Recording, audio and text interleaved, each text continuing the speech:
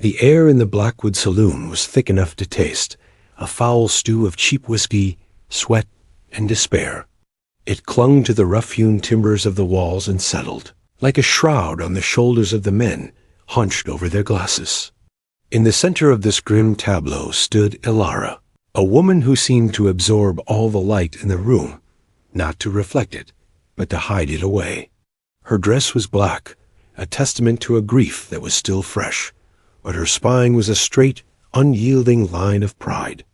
Beside her, clutching the folds of her skirt, was her son Leo, a small boy with eyes far too old for his 6 years. They were an island of stillness in a sea of circling sharks. The sharks were the Harrison brothers, 3 of them broad-shouldered and beefy, their faces flushed with liquor and entitlement.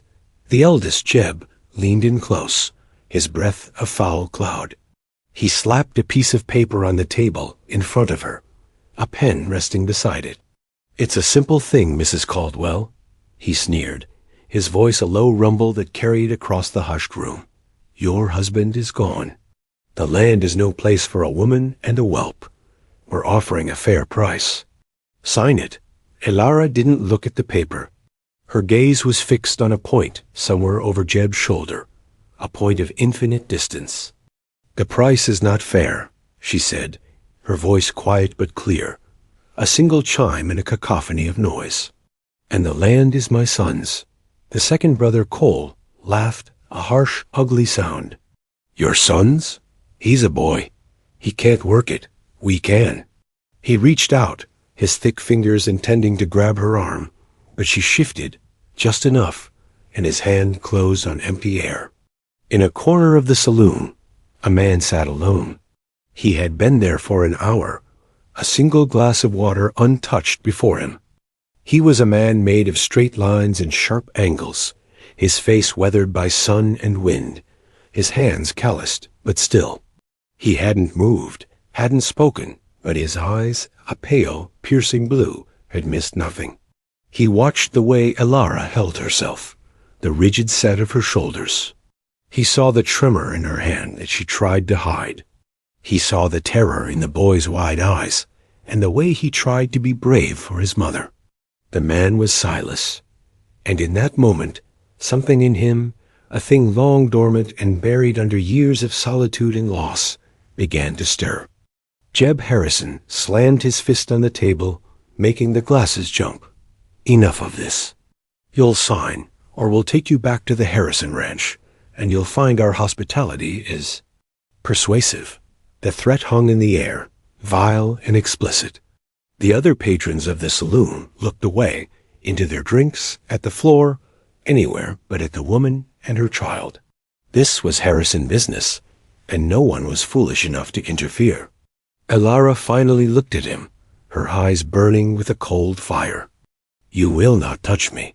You will not touch my son." Her defiance was magnificent, but it was the defiance of a cornered animal. It was the last stand before the end. As Jeb reached for her again, his face a mask of brutal victory, a chair scraped across the floorboards. The sound was sharp, decisive, cutting through the tension. Every eye turned to the corner. Silas stood. He was not a large man, not like the Harrisons, but there was a density to him, a weight that seemed to anchor him to the very floor of the world. He moved without haste, his worn boots making no sound. He walked to the table and stopped, placing himself between the brothers and Elara. He did not look at them. His eyes were on her. For a long moment, there was only the sound of breathing. Jeb puffed out his chest. "This ain't your concern, stranger. Move along." Silas ignored him. He reached into his pocket and pulled out a few coins, placing them on the table. They clinked with the sound of finality. Then he spoke. His voice was rough, like stones grinding together, unused to forming words. "She's with me." The words were impossible. A lie. Elara had never seen this man before in her life. She stared at him, her confusion warring with the terror that had held her captive. Jeb snorted. "With you? I don't think so." "She's the widow Caldwell." Silas's gaze finally shifted, moving from Elara to Jeb Harrison. The look in his pale blue eyes was flat, devoid of emotion, and more terrifying than any rage. "I know who she is," he said. He looked back at Elara, a silent question in his eyes. He was offering a door, a way out of this room. It was a door into the unknown, perhaps into a different kind of cage, but it was a way out. Her mind raced. Trust a stranger? A man who appeared from nowhere and told a lie that could get them both killed. But the alternative was the Harrisons. The alternative was a pen on a piece of paper and a fate she could not bear to imagine. Her pride, her survival instinct, it all coalesced into a single desperate choice. She gave a slight, almost imperceptible nod. It was enough. Silas turned his head slightly, his words aimed at the room but meant for the brothers. "She's tired. The boy's tired. We're leaving." He didn't wait for an argument. He simply turned, took 2 steps to the door of the saloon, and held it open, waiting. He didn't touch her, didn't guide her. He just waited, a silent, unmovable sentinel. After a moment of stunned silence, Elara took a deep breath, gathered her son's hand into her own, and walked. She walked past the leering faces of the Harrisons, past the averted eyes of the cowards, and through the door the stranger held open, out into the cold, uncertain night. The night air was a shock, cold and clean, after the saloon's suffocating atmosphere. It did little to quell the frantic beating of Elara's heart. The stranger, Silas, led them not to a horse, but down the muddy street to the town's only boarding house, a squat, 2-story building with a sagging porch. The woman at the desk, a Mrs. Gable with a face like a dried apple, looked from Silas to Elara and back again, her eyes alight with a gossip's ravenous curiosity. Silas seemed not to notice or not to care. He placed a few more coins on the counter. "A room," he said. "For the lady and the boy. For the week." Mrs. Gable's eyebrows shot up. A week's pay in advance from a man who looked like he slept in ditches was a story in itself.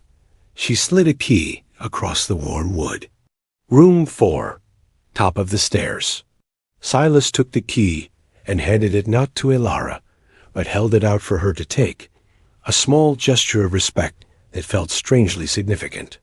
She took it, her fingers brushing his. His skin was rough, like worn leather. He led them up the creaking staircase. The hallway was narrow, lit by a single flickering lantern that cast their shadows long and distorted against the wall. He stopped at the door to room 4 and waited as she fumbled with the lock. Her hands were shaking. Once the door was open, she hesitated on the threshold, turning to face him. The moment hung between them, thick with unspoken questions. Why? The word was a whisper, all she could manage. She needed to know what this act of charity would cost her. Nothing in her life had ever been free. Silas looked at her, then his gaze dropped to the boy, who was still half hidden behind his mother's skirt. His expression was unreadable, a landscape carved from stone. He did not answer her question. Instead, he looked at the lock on the door. "Use it," he said. And with that, he turned and walked back down the hallway, his footsteps steady and deliberate, until the shadows at the bottom of the stairs swallowed him whole. Elara pushed Leo gently into the room and closed the door, sliding the bolt home. The sound was a heavy, definitive thud. The room was small, containing only a narrow bed, a washstand with a chipped porcelain basin, and a single window that looked out onto a dark alley. It smelled of dust and lye soap. It was the safest she had felt in months. She sat on the edge of the bed, her body finally succumbing to the tremors she had held at bay. Leo crawled onto the mattress beside her, laying his head in her lap. "Is he a good man, Mama?" he asked, his small voice muffled by her dress. Elara stroked his hair, her own mind a whirlwind of confusion and fear. A good man? Good men didn't materialize in saloons and lie to the most dangerous family in the county. Good men didn't have eyes that looked like they had seen the end of the world. Good men didn't frighten her and make her feel safe all at once. "I don't know," she answered honestly, "but for tonight, he is." She lay down with her son, still in her dusty black dress, and pulled the thin, patched quilt over them. She did not sleep. She listened to the sounds of the boarding house, the murmur of voices from below, the creak of the building as it settled. And she listened for footsteps in the hall, wondering if the stranger would return and what he would demand when he did. But the hall remained silent. Down in the street, Silas did not leave. He found a place in the deep shadows of the livery stable across from the boarding house, a spot where he could see the window of room 4. He leaned against the rough wood, pulling the collar of his coat up against the chill. He was a patient man. He had learned patience in the long, silent years of his solitude. He would watch. He would wait. He knew the Harrisons. He knew their brand of cowardly evil. They might be bold in a crowded saloon, but they might also try something under the cover of darkness. He stood there for hours, a motionless guardian, as the lights in the town went out one by one, until only the faint glow from Mrs. Gable's front room and the distant, cold light of the stars remained. The town slept, but Silas did not. He watched the window, a silent promise echoing the 2 words he had spoken in the saloon. "She's with me." It was a lie that had now become his truth, a burden he had chosen to carry. He didn't know why, not fully.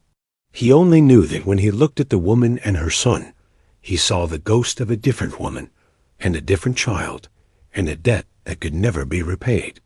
Dawn broke gray and cold, painting the muddy street in shades of ash. Silas had not moved from his post. When he saw the first signs of movement in the town, the smoke curling from the blacksmith's chimney, he pushed himself off the wall and walked toward the general store. The proprietor, a nervous man named Miller, was just unlocking his door. Silas was his first customer. He bought flour, salt pork, dried beans, coffee, and a small sack of hard candy. He paid in coin, his movements economical and precise. Miller tried to engage him in conversation, his eyes alight with the previous night's gossip, but Silas's silence was a wall the man could not breach. He left with his supplies and returned to the boarding house. He didn't knock. He simply set the burlap sack on the top step, outside the door to room 4, and went back down to wait in the street. An hour later, the door opened a crack. Elara peered out, saw the sack, and her eyes scanned the street below. She saw him, standing there, watching.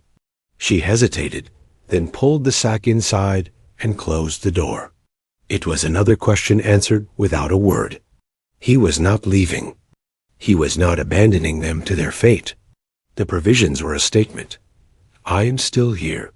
Your survival is my concern." Later that morning, he approached the boarding house again. This time he knocked.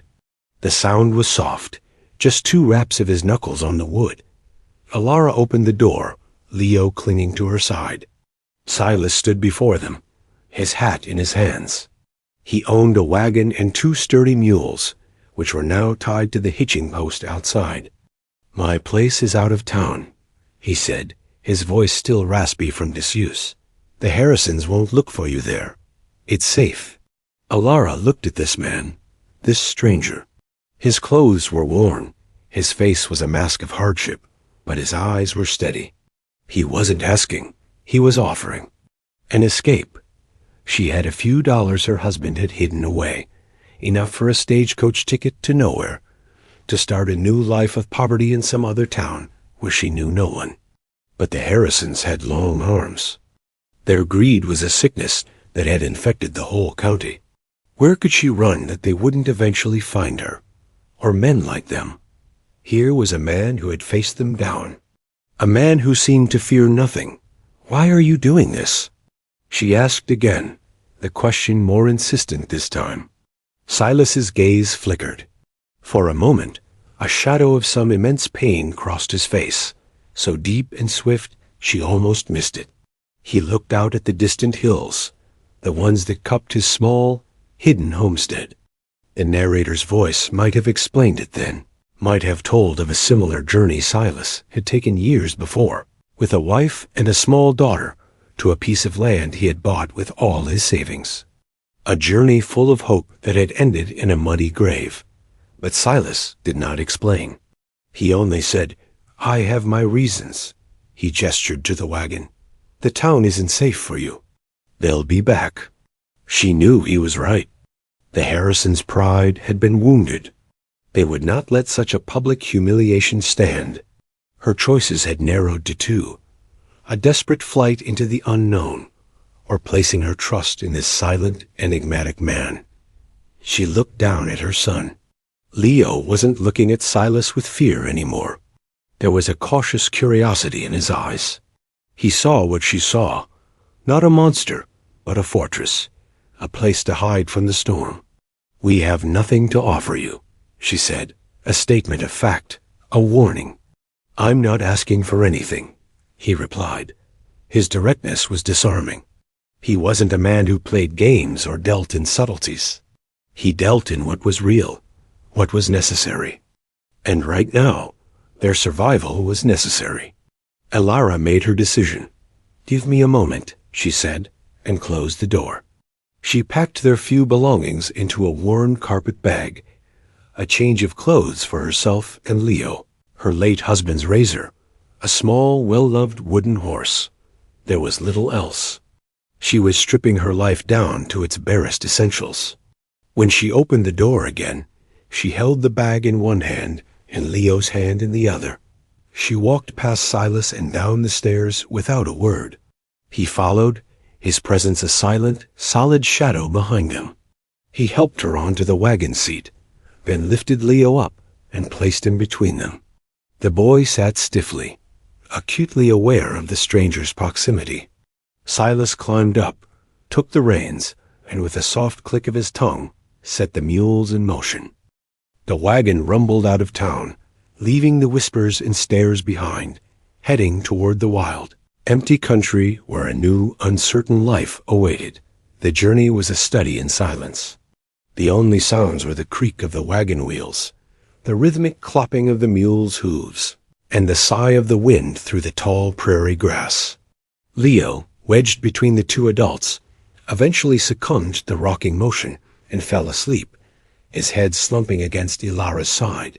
Elara sat ramrod straight, her hands clasped tightly in her lap.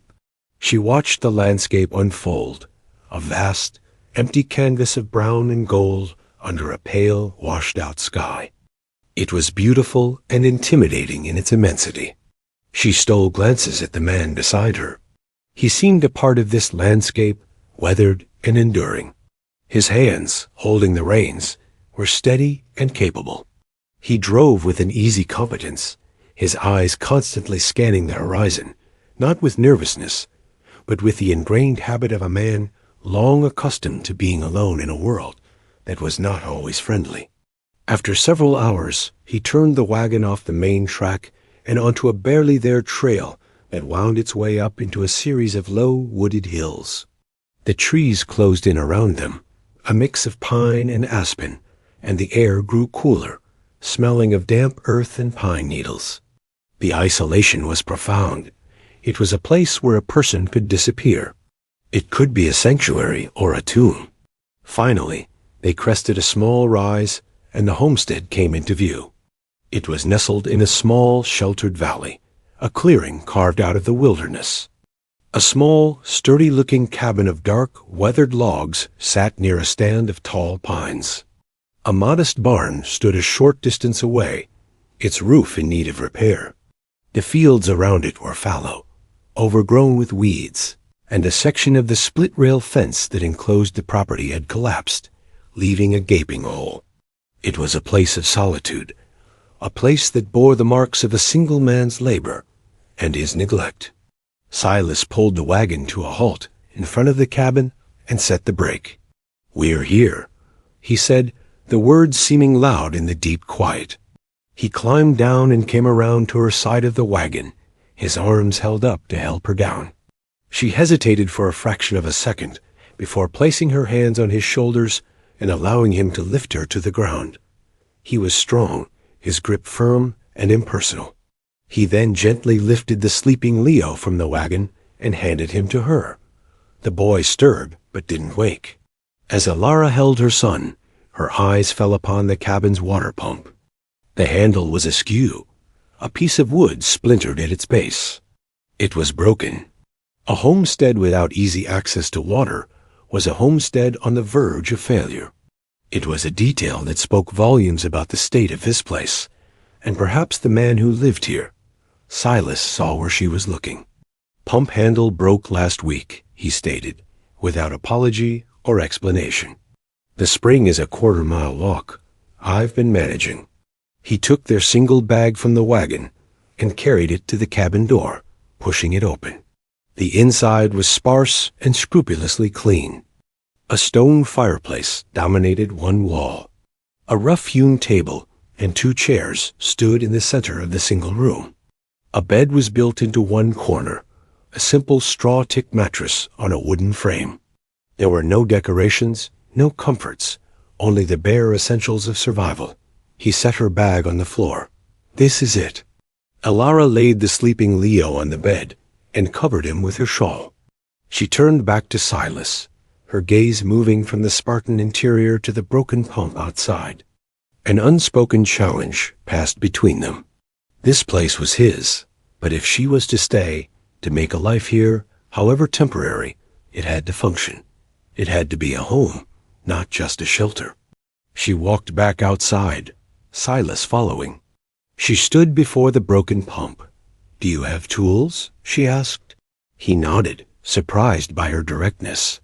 He went to the barn and returned with a small wooden box containing a hammer, a saw, and a few other rustic implements. He also carried a length of seasoned hickory. For the next hour they worked. He sought a new piece for the handle, while she, following his quiet instructions, cleared the debris from the mechanism. They didn't speak of the Harrisons, or the saloon, or the future. They spoke of measurements, of leverage, of the way the wood needed to be shaped to fit the iron socket. It was a language of practical things, a conversation conducted through shared labor. He worked with a quiet, focused intensity, his hands sure and steady. She was a quick learner, her movements efficient. As he fitted the new handle into place and secured it, she stood back, watching. He primed the pump, his muscles straining with the first few pulls, and then, with a groan and a gush, clear, cold water spilled into the stone basin below. The sound was life itself, a victory. Elara dipped her hands into the cold water and splashed it on her face. It was real. It was a start. Silas watched her, and for the first time, a flicker of something other than grim resolve crossed his face. It might have been respect. They had fixed something together. They had taken the first small step in turning this broken-down refuge into a place of sustenance. The days began to settle into a rhythm, dictated not by the clock, but by the sun and the needs of the land. A fragile truce existed between the two adults, an unspoken agreement to coexist in this small, isolated space. Their conversations remained clipped and functional, orbiting around the tasks at hand.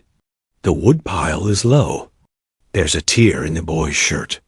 The flour is half gone. Yet beneath the surface of this stark minimalism, something else was being built, slowly and carefully, like the fence Silas began to mend the day after they arrived.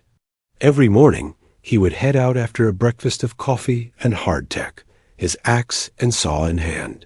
He worked from sunup to sundown, clearing the fallen rails, cutting new ones from the plentiful timber in the woods, and setting them back into place. Each new section of fence was a tangible symbol of his promise to protect. It was a wall going up between them and the world, between their fragile new existence and the threat of the Harrisons. Elara, in turn, claimed the domestic sphere. The cabin, once a mere shell for a solitary man, began to transform under her touch. She swept the floors, washed the single window until it gleamed, and aired out the dusty mattress. She used the supplies Silas had bought to bake bread, the smell filling the small space with a warmth it had never known. She found a patch of workable earth behind the cabin and began to turn the soil with a rusty spade she found in the barn, her mind on a small garden that could see them through the winter. She was creating a home. Leo became the silent observer of this new world. He followed Silas at a distance as he worked on the fence, his small face a study in concentration. He watched the man's powerful, efficient movements, the way he could split a log with a single, perfectly placed blow of the axe. He saw the quiet patience with which Silas worked, never rushing, never growing frustrated. One afternoon, while Silas was taking a moment to sharpen his axe blade, Leo crept closer than he ever had before. He pointed a small finger at the axe. "My papa had one," he said, the first words he had spoken directly to the man. Silas stopped his work. He looked at the boy, his expression softening almost imperceptibly. "Did he?" Silas asked, his voice gentle. Leo nodded solemnly. He was strong. Silas looked at the boy's serious face, a mirror of his mother's pride. He finished sharpening the blade, the metallic rasp of stone on steel filling the quiet air. Then he reached into his pocket and pulled out a small, unfinished block of pine and a penknife. He sat on a stump and began to carve, his large, calloused hands moving with surprising delicacy. He didn't speak, but he didn't send the boy away. Leo sat on the ground nearby, watching in rapt fascination as a shape began to emerge from the wood. By the time the light began to fail, Silas had carved a small, perfect bird, its wings half spread as if in mid-flight. He sanded it smooth with a piece of leather from his pocket and held it out to the boy. Leo took it, his small hands tracing the smooth lines of the wood. A slow, wondering smile spread across his face. It was the first time Silas had seen him smile. Later that evening, as a chill settled into the valley, Elara was mending a tear in one of Silas's work shirts. The fabric was worn thin, the threads frayed. As her needle moved in and out, she was not just closing a hole in a piece of cloth. She was stitching herself into the fabric of this new life. Silas sat at the table, cleaning his rifle, the metallic click and slide of the mechanism a counterpoint to the soft whisper of her thread. Leo was asleep on the bed, the wooden bird clutched tightly in his hand. The fire in the hearth crackled, casting a warm, flickering light on their faces. The silence in the cabin was no longer the tense, watchful silence of strangers. It had become something else. It was a shared quiet, a comfortable space built for mutual respect and the steady rhythm of their shared work. They were two solitary people, a broken woman and a hollowed-out man, who were, without ever speaking of it, slowly beginning to piece together the fragments of a life from the wreckage of their pasts. The fence was nearly complete. The cabin was warm, and a small wooden bird rested in the hand of a sleeping child. It was not happiness, not yet, but it was the beginning of peace. A wheat bled into two, and the fragile peace of the homestead held. The fence was finished, a solid ring of protection around the cabin and barn. The small garden plot was cleared and ready for planting, should they still be there when the season turned. But an unspoken tension lay just beneath the quiet surface of their days, a question that hung in the air like the coming chill of autumn. What next? The answer arrived with a change in the weather. Dark, bruised-looking clouds began to gather over the hills one afternoon, and the wind picked up, carrying with it the smell of rain and ozone. A storm was coming. As the first drops of rain began to fall, Silas secured the barn door and brought in a large stack of firewood. Elara lit a second lantern, her movements hurried, as if the approaching darkness outside was a tangible threat. The storm hit with a sudden fury. Rain lashed against the window pane, and the wind howled around the corners of the cabin like a hungry animal. Thunder cracked overhead, a deafening roar that shook the very logs of the walls. Leo, startled from his nap, began to cry. Elara gathered him into her arms, murmuring soothing words, her own heart beating in time with the tempest outside. The storm trapped them. The single room of the cabin, which had started to feel comfortable, now felt impossibly small, charged with the energy of the weather and their own contained emotions. Silas stood by the window, staring out into the maelstrom, his silhouette a dark, immovable shape against the flashing lightning. The fire spit and hissed. Leo's sobs subsided into sniffles. The silence that fell between the crashes of thunder was heavier, more profound than any they had yet shared. It was in this charged quiet that Elara finally broke their unspoken pact. She looked at the rigid line of his back, at the man who had saved her, sheltered her, and asked for nothing in return. She had to know. "Why did you help me?" she asked, her voice steady despite the storm raging inside and out. "You never answered." For a long time, he didn't move. He continued to stare out the window, as if the answer lay in the thrashing trees and the sheeting rain. She thought he would ignore her again, retreat back into his fortress of silence. But then he spoke, his back still to her. "The Harrisons," he said, his voice low and tight. "They take what they want, land, water, lives." He turned from the window, and in the flickering lantern light, his face was a mask of old, settled grief. The look in his eyes was no longer unreadable. It was filled with a pain so vast it seemed to have no bottom. "They took something from me, too." The words landed in the small room with the force of a physical blow. It wasn't just about a sense of justice. It wasn't random charity. It was personal. This quiet, solitary man was bound to her not just by circumstance, but by a shared enemy. His war with the Harrisons was older, and perhaps deeper, than her own. She didn't ask what they had taken. The look on his face was answer enough. It was a loss that had hollowed him out, that had driven him into this self-imposed exile. She saw him then, not as a savior or a stranger, but as a fellow survivor, another soul scarred by the same malevolent force. The revelation shifted everything between them. The foundation of their relationship, built on a lie in a saloon, was suddenly replaced by a bedrock of shared truth. They were no longer just a man and a woman thrown together by chance. They were allies. The storm continued to rage outside, but inside the cabin, the atmosphere had changed. The tension had broken, replaced by a quiet, somber understanding. Elara held her son a little tighter, her gaze fixed on Silas. He had taken on her troubles in that saloon, and now, without a word, she was taking on his. The debt was no longer one-sided. The fight was no longer hers alone, or his alone. It was theirs. The fire crackled, a small, defiant point of light and warmth against the violent darkness. They were two people in a small cabin, fortified against the storm, bound together by loss and the dawning recognition of a shared purpose. The storm passed in the night, leaving the world washed clean and deceptively peaceful. The air was crisp, the sky a brilliant, cloudless blue, but the tranquility was a lie. The confrontation in the cabin had changed the air between them, and they both knew the Harrisons were a storm that had not yet broken.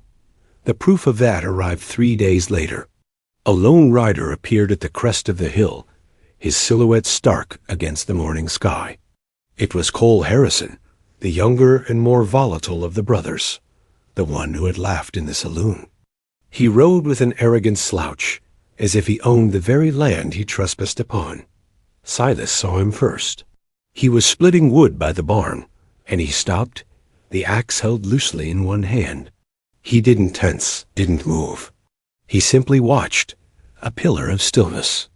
Elara was by the cabin, hanging laundry on a line she and Silas had strung between two trees. She saw the rider, and her blood ran cold. She quickly gathered Leo, who was playing nearby, and ushered him inside the cabin, her voice a low, urgent whisper. "Stay inside, do not come out." She closed the door but remained just inside, her eye to a crack in the logs. Cole Harrison reined his horse in a few yards from Silas, a contemptuous smirk on his face. He spat a stream of tobacco juice onto the ground, a deliberate act of defilement. "Well, well," he drawled, his eyes sweeping over the mended fence, the tidy cabin yard. "Looks like you've been playing house. Didn't take you for the domestic type, stranger." Silas didn't answer. He just stood there, his presence a silent rebuke. His stillness seemed to unnerve Cole more than any threat would have. The younger Harrison's smirk tightened. "My brother sent me. He wants you to know that the offer for the widow's land still stands.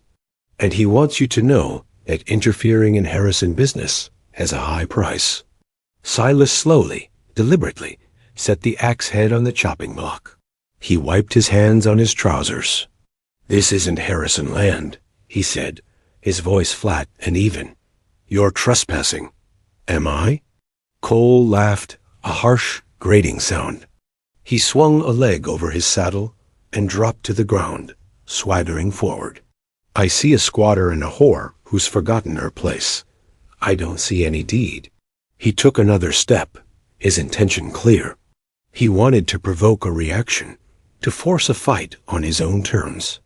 "He can't protect you forever, you know," he called out, his voice loud enough for Elara to hear clearly inside the cabin. "Once he's gone, we'll come for you.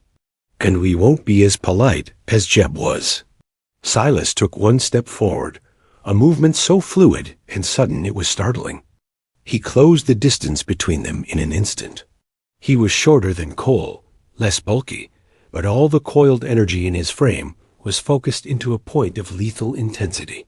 His pale blue eyes were chips of ice. "You came here to deliver a message," Silas said, his voice dropping to a low, dangerous growl that was meant for Cole alone. "Message delivered. Now you'll take one back to your brother." He didn't raise his voice. He didn't need to. The menace was absolute. "You tell him that this is my land. The woman and the boy are under my protection. If you or your brothers, or any man you send, ever sets foot on this property again," he paused, letting the weight of his words sink in, "I will not be as polite as I'm being right now." Cole Harrison, for all his bluster, was a bully, and bullies are cowards at heart. He saw something in Silas's eyes that he had never seen before. Not anger, not fear, but a complete and utter certainty. It was the look of a man who had nothing left to lose and had already made his peace with violence. Cole swallowed, his bravado deserting him. He took a step back, then another, trying to make it look like his own choice. "This ain't over," he muttered, the threat sounding hollow and weak. "It is for you," Silas said. "Get on your horse and ride." Cole scrambled back onto his mount, fumbling with the reins. He cast one last hateful glare at Silas, and another toward the cabin, then spurred his horse, galloping away as if the devil himself were on his heels. Silas watched until he was a speck in the distance. He stood there for a long moment, the tension slowly draining from his body.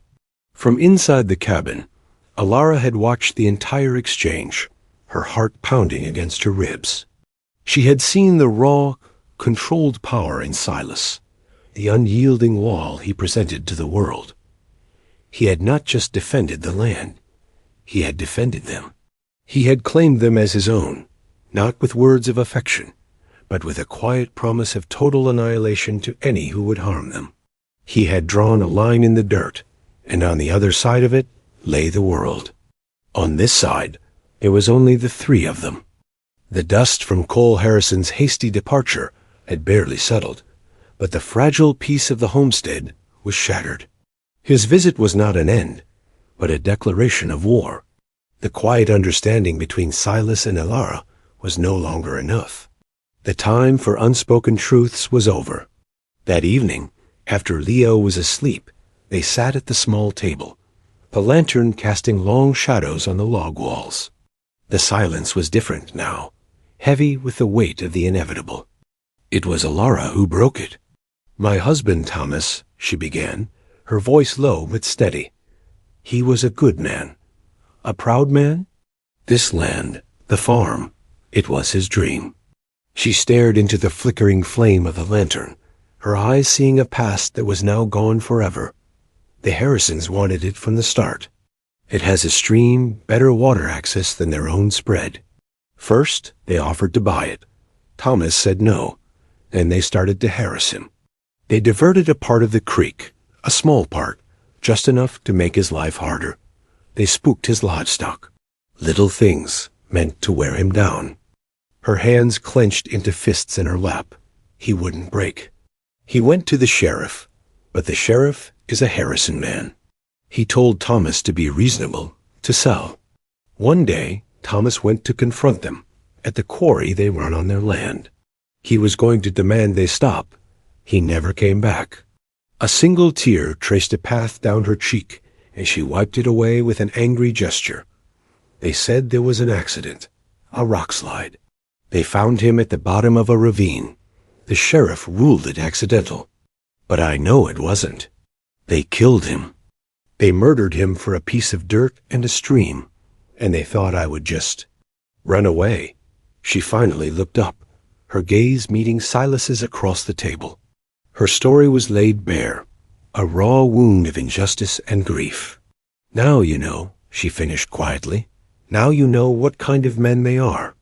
Silas listened without interruption, his face impassive, but his eyes held a deep, resonant empathy. He had not needed her to tell him. He had known all along. When she was finished, the silence returned for a moment. Then he spoke, and the story he told was even starker, stripped down to the bone by years of being carried in silence. I know, he said, his voice a low rasp. Before this place, I had another homestead, north of here, near Black Creek. He looked down at his own hands, splayed on the table, as if seeing them for the first time. I had a wife, Sarah, and a daughter. Lily, she was 5. The names hung in the air, ghosts summoned into the small cabin. Elara held her breath. The Harrisons bought the land upstream from me. They were starting their mining operation. They needed more water for the sluices. So they built a dam, a cheap one, made of earth and logs. They diverted the whole creek. The sheriff told them it was illegal, but they paid him no mind. I warned them. I told them the dam wouldn't hold if a real storm came. He fell silent, the memory too heavy for words. The narrator's voice could have described the day it happened. The sky turning black, the roar of the water as the dam gave way, a wall of mud and debris and stolen creek water that erased a home and a family in a matter of minutes. But Silas's own words were more powerful in their simplicity. A spring storm came, he said, his voice cracking for the first and only time. The dam broke, the flood, it took everything. The cabin, the fields. He finally raised his head, and the raw, unending agony in his eyes was a thing to behold. It took them. I found them the next day, buried in the mud. Sarah and my little Lily. The cabin was utterly still, save for the crackling of the fire. The 2 stories, his and hers, now lay between them, 2 halves of the same brutal truth. Their separate griefs had merged into a single shared purpose. They were not just victims. They were the ones left behind, the keepers of memory, the last line of defense against an evil that consumed everything it touched. I left, Silas continued, his voice regaining its stony composure. Wandered for years, but I couldn't run from it. So I came back. I bought this piece of land, a place they didn't want, and I waited. I didn't know what for. I just waited. Now he knew. He had been waiting for her. For this moment. For a reason to finally stand and fight. Not out of a desire for a vengeance that could never bring back what he'd lost, but for something else. For justice. For the future of the boy sleeping in the next room. Elara reached across the table and for the first time touched him. She laid her hand over his. It was not a gesture of pity, but of profound solidarity. "They will not take this place, Silas," she said, her voice filled with a new, hard-won strength. "They will not take anything else from us." He turned his hand over, and his fingers closed around hers. A silent pact was sealed in the heart of the wilderness. The found family, born of violence and lies, was now cemented in shared grief and righteous purpose. The storm was coming for them, and they would face it together. The quiet that followed their shared confessions was not one of peace, but of grim preparation. There was no more uncertainty. Cole Harrison's visit was the first tremor. The earthquake was coming. They both knew the Harrisons' pride, wounded first in public and now in private, would demand a final violent resolution. They would not send one man next time. They would come in force, intending to wipe this small, defiant homestead off the map. The rhythm of their days changed. The focus shifted from building a life to defending one. The pacing of their movements became quicker, more deliberate. Every action was now geared toward the coming confrontation. Silas no longer worked the fence line. His work was now on the cabin itself. He spent a day reinforcing the door, adding a heavy, thick bar of oak on the inside. He checked and reboarded the window shutters, leaving only small slits to see and shoot through. His movements were methodical, imbued with the cold, practical knowledge of a man preparing for a siege. He took his rifle apart on the table, cleaning each piece with an oiled rag until it gleamed. The click and slide of the mechanism was a constant, metallic refrain in the small cabin, a sound of impending violence. He did not hide his preparations from Elara. He brought out a heavy, double-barreled shotgun, a relic from a previous life. He set it on the table in front of her, along with a box of shells. "Do you know how to use one?" he asked. She shook her head, her eyes wide as she looked at the weapon. "It was a brutal-looking thing." "Then you'll learn," he said simply. He took her outside, away from the cabin, and showed her. He showed her how to break it open, how to load the heavy brass shells, how to cock the hammers. He put it in her hands, showing her how to brace the stock against her shoulder. "It will kick," he warned. "Lean into it. Don't be afraid of it." She was afraid. It felt heavy and alien in her hands. But she looked at his face, at the grim resolve there, and she looked back toward the cabin where her son was playing with his wooden bird, and her fear was eclipsed by a fierce, protective fire. She nodded. He set up a tin can on a fence post 50 yards away. "Aim low," he said. She lifted the shotgun, the weight of it a burden. She sighted down the long barrel, took a breath as he had shown her, and pulled the trigger. The roar was deafening, the recoil a brutal shove that sent a shockwave through her entire body, staggering her back a step. She missed the can entirely, but she hadn't dropped the gun. "Again," was all he said. They stayed out there for an hour, until her shoulder was bruised and aching, and her ears were ringing. But she could load the weapon now without fumbling. She could handle the recoil. And on her last shot, she blew the tin can clean off the post.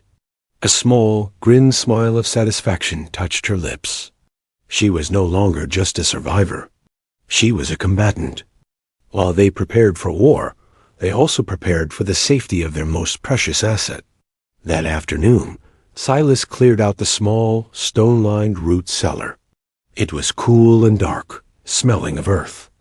He made a small bed of blankets in the corner. He took Leo down there, the boy's hand held firmly in his own. "This is a game, Leo," Silas said, his voice softer than the boy had ever heard it. "A hiding game. When the bad men come, your mother and I are going to play a game with them outside. Your job, your only job, is to stay down here and be very, very quiet. Can you do that for me? Can you be the best hider in the world?" Leo looked up at this man who had carved him a bird and now spoke of terrible games. He nodded, his face serious. "I can be quiet," he promised. Silas squeezed his hand. "I know you can." The final preparations were made, as dusk began to bleed across the sky, painting the clouds in hues of orange and blood red.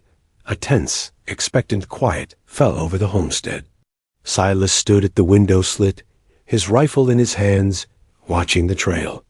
Elara stood by the hearth, the shotgun leaning against the stone, its twin barrels like two dark eyes staring into the room. The fire was banked low. There would be no welcoming light for their visitors tonight. They did not speak. Everything that needed to be said had been said. They were a single unit now, a two-person army defending a tiny kingdom of logs and dirt. They were ready. The air grew thick with dread, the kind of silence that precedes a lightning strike. The sun disappeared below the hills, and the world was plunged into the deep blue of twilight. It was the hour of ghosts and predators. And in the distance, down the trail, they appeared. Not one rider, but four. The Harrison patriarch, a large, imposing figure on a black horse, and his three sons riding abreast, a dark wave of malice rolling toward them. The storm had finally arrived. The 4 horsemen of the Harrison clan did not charge. They approached slowly, with the arrogance of predators who know their prey is trapped. They stopped just outside the effective range of a shotgun, a dark knot of figures in the deepening twilight. The old man, Alistair Harrison, sat his horse like a king on a throne, his face a landscape of cruel authority. "Silas," he bellowed, his voice echoing in the valley. "I know you're in there. You've been a thorn in my side for too long. First with the creek, now with this. You have something that belongs to me. Send the woman out." Inside the cabin, no one moved. Silas watched them through the slit in the shutter, his rifle resting on the sill. His breathing was slow and even. He was a man made for this moment. All the years of quiet grief and rage now distilled into a single point of cold, deadly focus. Elara stood by the door, the heavy shotgun in her hands. Her knuckles were white, but her hands were steady. She thought of her husband, Thomas, and of Silas's wife and child. She thought of her son, hiding in the dark earth below. The fear was still there, a cold knot in her stomach, but it was overlaid with a sheet of pure, unadulterated resolve. "This is your last chance." Alistair Harrison shouted, his patience wearing thin. "Send her out, or we burn you out." He lifted his own rifle, a signal to his sons. The time for words was over.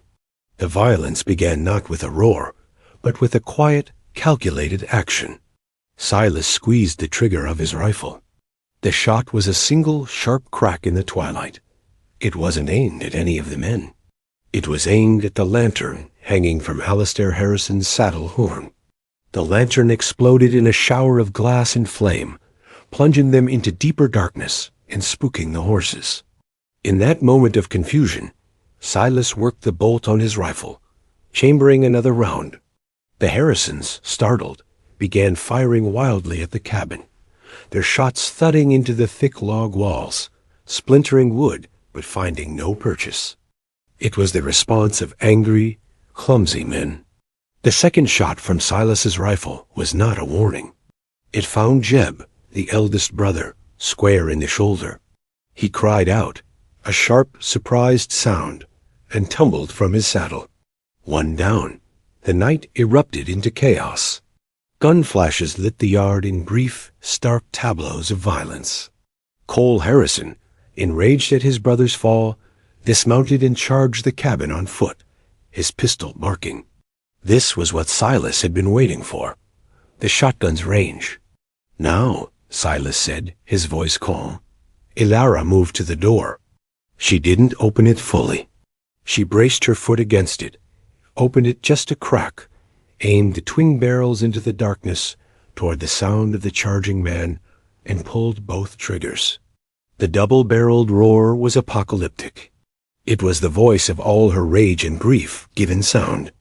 A kickback slammed her against the wall, but she held on. Outside, Cole Harrison's charge ended abruptly. He was thrown backward as if struck by an invisible fist, his pistol flying from his hand. He fell, and did not move again. 2 down. The third brother, a younger boy named Luke, who had always lived in the shadow of the others, lost his nerve. He saw Jeb wounded and Cole lying motionless on the ground. He turned his horse and fled, disappearing back into the darkness from which they had come. Alistair Harrison roared in fury and grief, firing his rifle again and again at the silent cabin. He was alone now, his small army broken. He was a king with no kingdom left. Silas stepped out from behind the cabin, using the darkness and the barn as cover, circling around him. He moved with the quiet grace of a predator. Alistair, blinded by rage, didn't see him until it was too late. Harrison. Silas's voice came from the darkness behind him.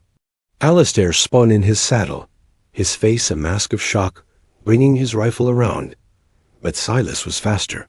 His pistol fired once. A single final shot that ended the reign of the Harrison family. The old man slumped forward over his horse, his rifle clattering to the ground. Silence fell, absolute and profound. It was over. The air was thick with the acrid smell of gunpowder. In the yard lay the cost of their peace. Silas stood over the body of Alistair Harrison for a long moment, the pistol still in his hand. There was no triumph on his face, only a vast, weary emptiness. Vengeance was a hollow victory. He looked toward the cabin, where Elara stood silhouetted in the doorway, the shotgun held at her side. They had done it. They had faced the storm and survived. The brutal, punchy violence was resolved, as quick and final as a thunderclap. The cost was high, but the threat was gone, forever. The immediate aftermath was as quiet as the battle had been loud. The silence that descended on the valley was deep and heavy, broken only by the low moans of Jeb Harrison, clutching his wounded shoulder out in the darkness. The moon had risen, casting a pale, ghostly light on the scene, turning the yard into a landscape of shadows and stillness. Silas walked back to the cabin, his movements slow, weary. He stopped in front of Elara. They looked at each other, 2 soldiers after a war, covered in the dust and grime of the fight. No words were needed to convey the horror, the relief, the shared trauma of what they had just done. He reached out and gently took the shotgun from her hands, leaning it against the cabin wall. His gaze fell to his own arm. A dark stain was spreading across his sleeve, a wound he hadn't even registered in the heat of the fight. A stray shot from Alistair's final desperate volley had grazed him. "You're hurt," Elara said, her voice a hoarse whisper. It was the first thing either of them had said. He glanced at his arm as if it belonged to someone else. "It's nothing." But it was something. The violence had left its mark on him, on them both.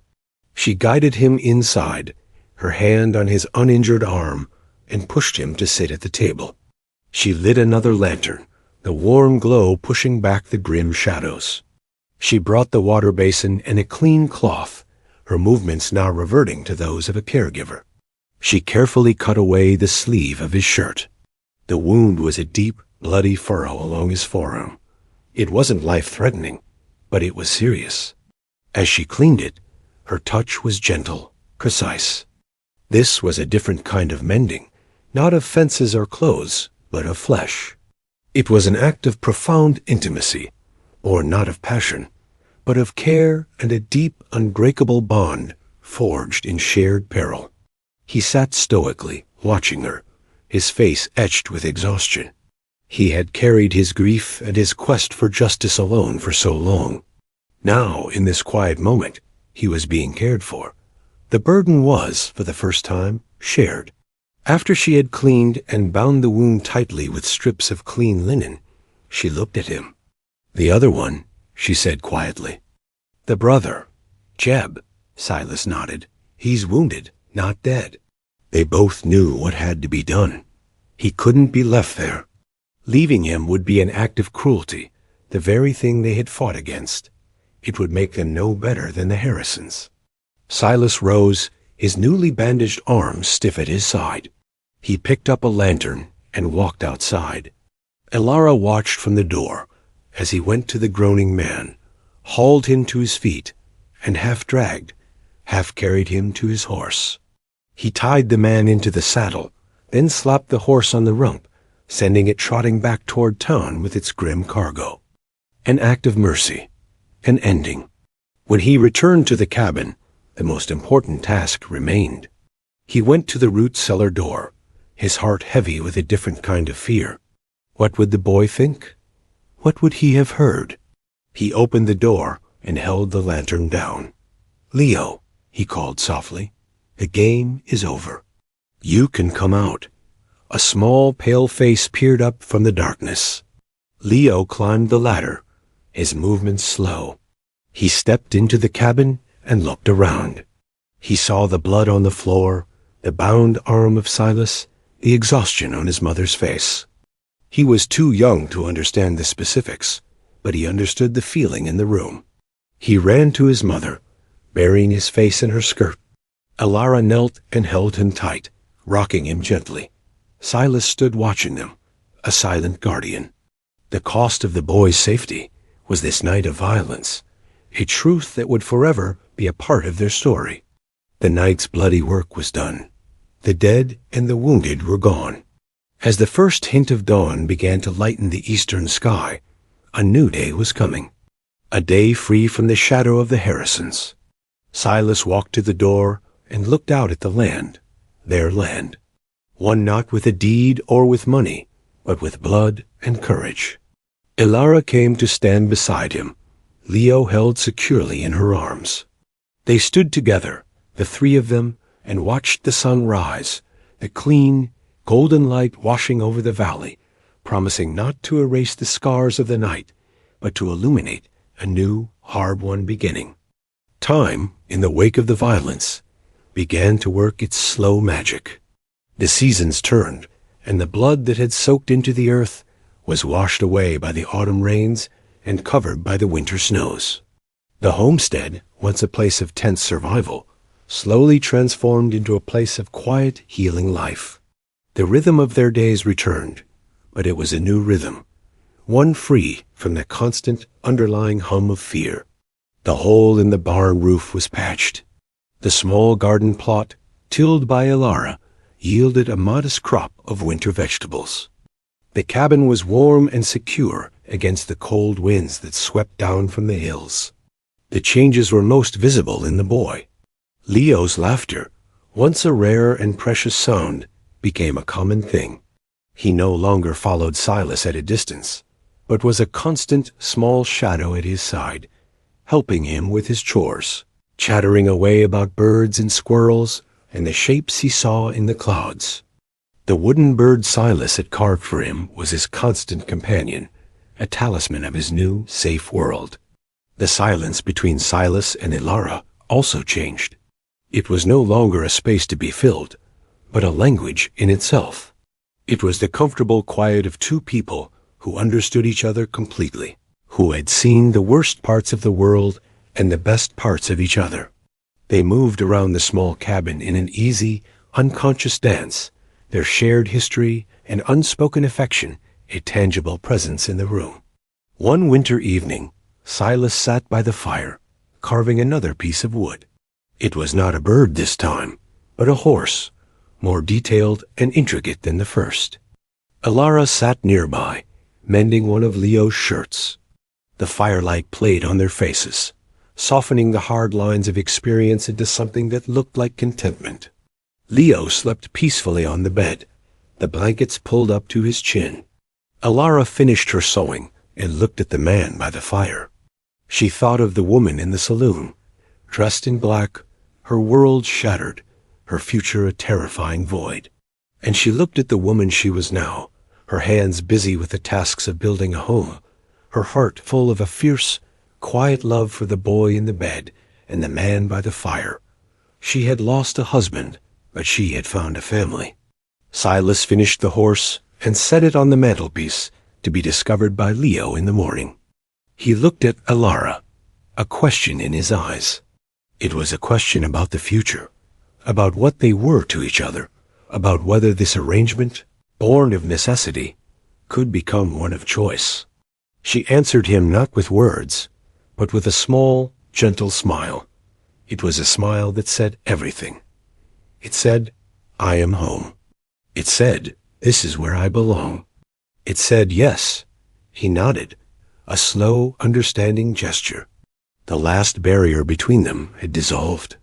They were no longer just allies or protectors. They were partners.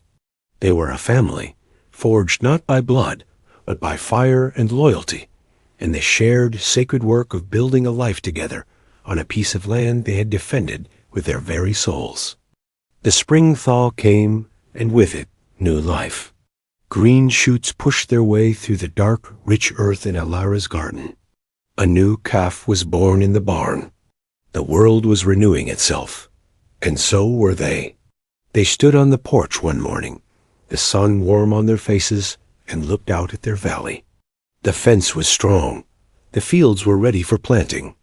The boys' laughter echoed from the barn. They stood side by side, not touching, but connected by a bond stronger than any physical contact.